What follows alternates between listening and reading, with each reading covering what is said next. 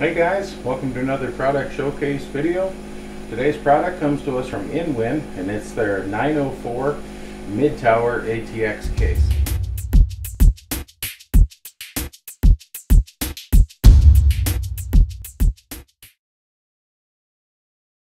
Okay, first we're going to have a look at some of the specs on it. As you see, it's a pretty big box. Chassis dimensions are height 490 millimeters. Width is 192 millimeters, and depth is 490. This is a ATX or micro ATX form factor, or mini ITX. This does not take extended ATX. It's got external bays, 1 5 1/4 for SATA. It's got internals for hot swappables, 8 expansion slots. I won't go through all of this because we're just going to go over that as I open up the box and get a closer look at the case. So let's open it up and see what it comes with. Okay, before we slide it out of the box, I just want to show you how well it comes packed. It's got tons of this hard foam insulation in here holding it in place, and there's also a bag over it to protect the glass and to protect the aluminum itself. So you can see they do a great job packaging it. It's going to get to your place in one piece without any damage. Okay, inside the baggie you get a large assortment of accessories that comes with this case. Start with these extensions. You get a 24 pin extension to a 20+4 if you need to get a little extra reach to your motherboard. It also comes with a 8 to a 4+4 for your power for your CPU. A variety of stuff for doing cable management in it. You get a fairly large amount of twist ties here, or zip strips. You also get these locking clips, which are really handy for doing cable management behind the case. This has a peel and stick, like 3M backing on it, that you can use to adhere it to the back of your motherboard tray. And also a full assortment of various screws and connectors, depending on what you're going to mount in the case, from hard drives to your motherboard. Screws themselves, some extra standoffs are in here. The case does come with standoffs already installed, and also some fan screws for it. And then here we have a USB 3 to USB 2 connector.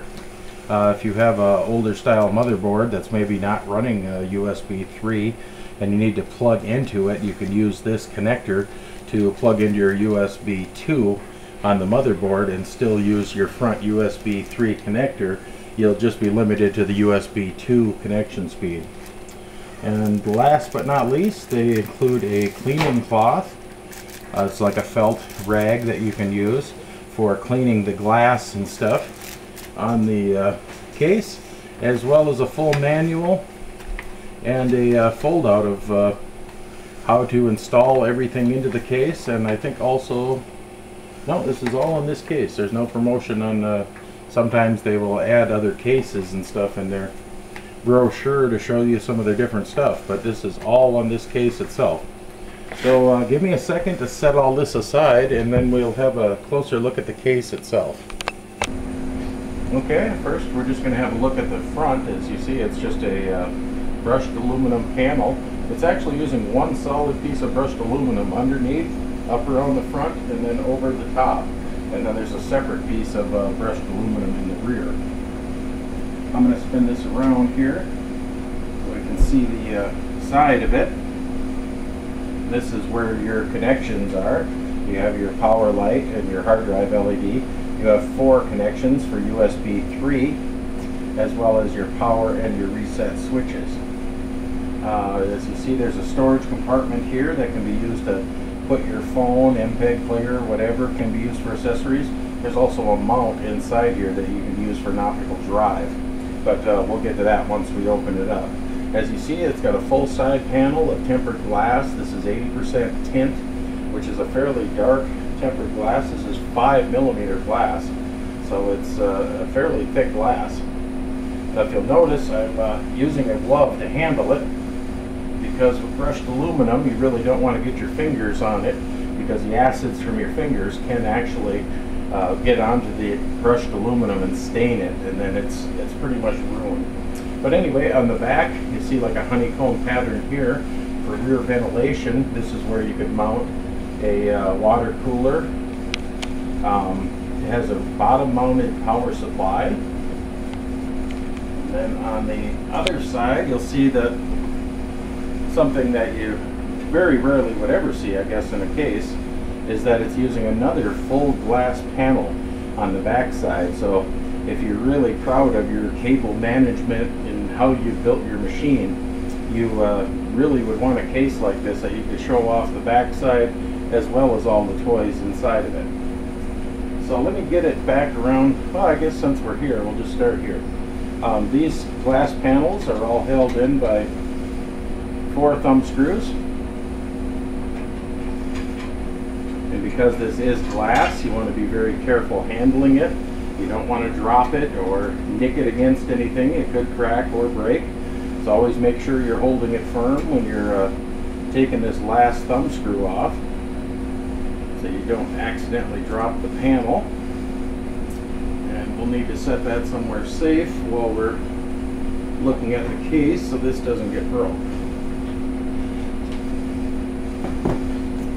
Okay, in the back side of the case here, there's ample room in the back here for cable management. As you can see, I could easily put my hand back here. I'd say probably about 1.25 inches or so space there between the back of the motherboard tray and where the side panel would be. Okay, so as you see, there's a lot of space in here for running cables, as well as cutouts in the motherboard tray for routing the cables behind it. And you also see a large cutout here for your CPU cooler. Up here we have 3 hot swappable drives. I'm just going to pop one of these out quick. There's 2 screws here, one on the top and one on the bottom. And we'll show you how the drive setup works. This is really nice for, I believe you can do 2.5 and 3.5 inch drives in this. As you see, it's a simple SATA connector there, and the drive locks in with the tray from the other side. We'll look at that when we pop it out. But I believe this tray has got mounts for 2.5 and 3.5. There's also room in the front here. There's 2 little panels that you can pull off. And this will give you mounting up front also for 2.5 inch drives, for solid state drives. You can mount 2 of them flush up here if you didn't want to use these at all. So I guess that's about it for this side. Let's spin it around and alright, we're just popping off the 4 thumb screws on this side. Once again, make sure that you secure the glass while you're taking the last one out. And be very careful with this. Set it aside somewhere safe. Okay, first thing I want to mention is a little correction here. When I was showing this side panel here, I said the power and reset switch. I was actually pointing at the headphone jack and the microphone jack. The power switch is at this end here. It's just a touch switch. Okay, now on to the inside of it here. On top of this area here, there is a mount for a fan. You can remove this thumb screw here, and it'll take a 140 millimeter fan. I believe you can also put a 120 in it.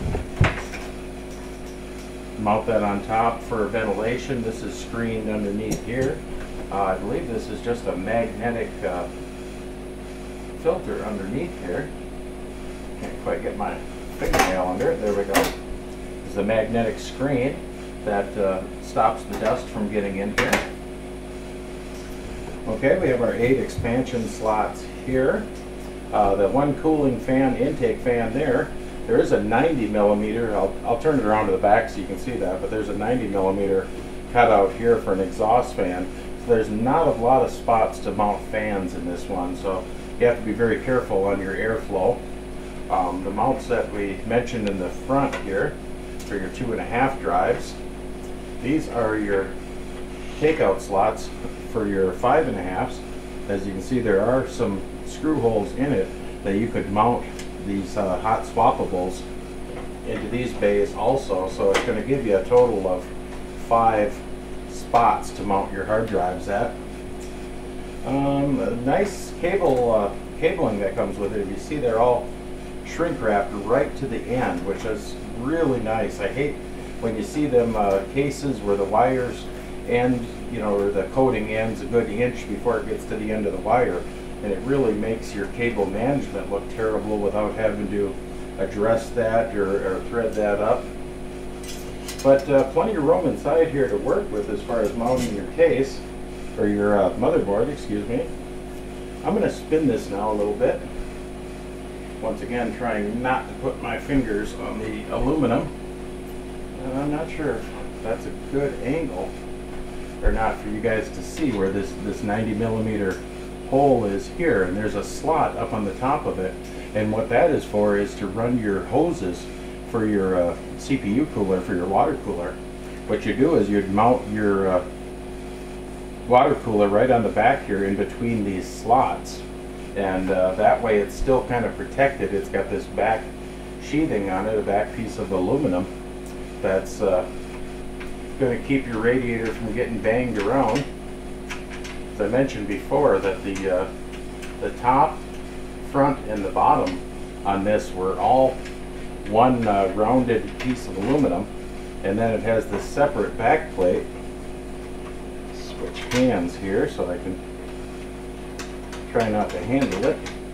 And these have attached screws so you can't lose them. They stay on the panel, but it'll give you an idea of just how thick that aluminum is. I think it's 3 to 5 millimeters, or 2 to 4 millimeters thick on the aluminum, so it's very solid. But the nice thing about removing that is now you can get at the back of it to put your I/O shield in, your 8 expansion bays, get your cards in and stuff. Your power supply, this is not vented on the bottom. It's actually designed so that your intake from your power supply is going to come from the top. There's a little sticker on there that basically tells you, oops, not to mount your power supply upside down there, because it will not get any ventilation through it. But overall, there's so many features on this one, it's really hard to think of everything on it to really tell you about it. It is a one-of-a-kind case by Inwin. They've really stepped up their game with it.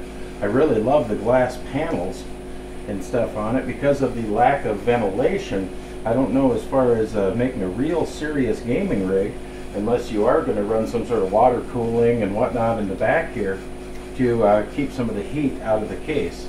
It does have fairly ample ventilation through the sides, but with only one intake fan, you're certainly limited on how much air you're going to move through it.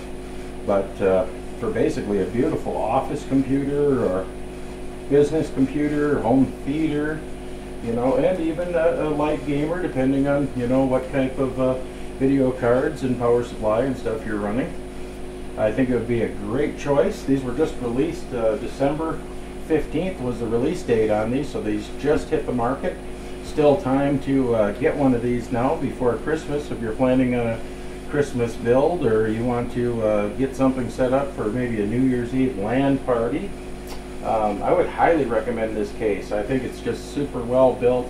It's heavy. It's not your cheap plastic. Everything in here is metal. And then you got that beautiful brushed aluminum, as well as these smoked side panels, which I think are just beautiful. And once again, these are very heavy also because of that thick plexi on it, that smoked plexi. So anyway, I think that's going to wrap it up for this product showcase. We want to thank Inwin for providing this for our showcase. Once again, this is their Inwin 904 mid-tower case. And I want to thank you for watching.